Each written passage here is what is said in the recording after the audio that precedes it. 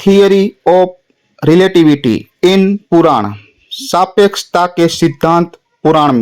महान वैज्ञानिक आइंस्टाइन ने भले ही सापेक्षता का सिद्धांत दिया हो, लेकिन हमारे पुराणों में भी इसका जिक्र मिलता है। थियरी को समझने से पहले एक कथा सुनिए। पुराणों में एक कथा है इस प्रकार। राजा रेवतक की पुत्री का नाम रेवती था। वह सामान्य कद के पुरुषों से बहुत लंबी थी।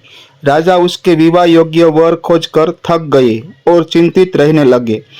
थक हार कर वो योग बल के द्वारा पुत्री को लेकर ब्रह्मलोक गए।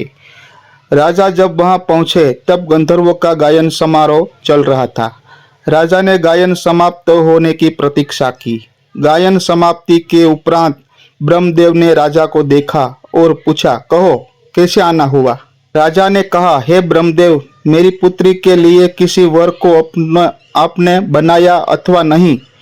ब्रह्मा जी जोर से हंसे और बोले, जब तुम आए तब तक तो नहीं, पर जिस काल अवधि में तुमने यहाँ गंधर्व गान सुना उतनी ही अवधि में पृथ्वी पर 27 चतुर्युग बीत चुके हैं और 28वां द्वापर समाप्त होने वाला है।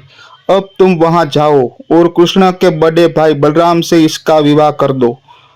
अच्छा हुआ कि तुम रेवती को अपने साथ लाए, जिससे इसकी आयु नहीं बढ़ी।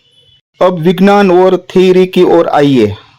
प्रसिद्ध वैज्ञानिक आइंस्टाइन की एक थियरी पढ़ाई जाती है, theory of relativity. Arthur C Clarke ने आइंस्टाइन की थियरी ऑफ रिलेटिविटी की व्याख्या में एक पुस्तक लिखी है, मैन एंड स्पेस। उसमें गणना है कि यदि 10 वर्ष का बालक यदि प्रकाश की गति वाले यान में बैठकर एंड्रोमेडा गैलेक्सी का एक चक्कर लगाए तो वापस आने पर उसकी आयु मात्र 66 वर्ष की होगी, जबकि धरती पर 40 लाख वर्ष बीत चुके होंगे।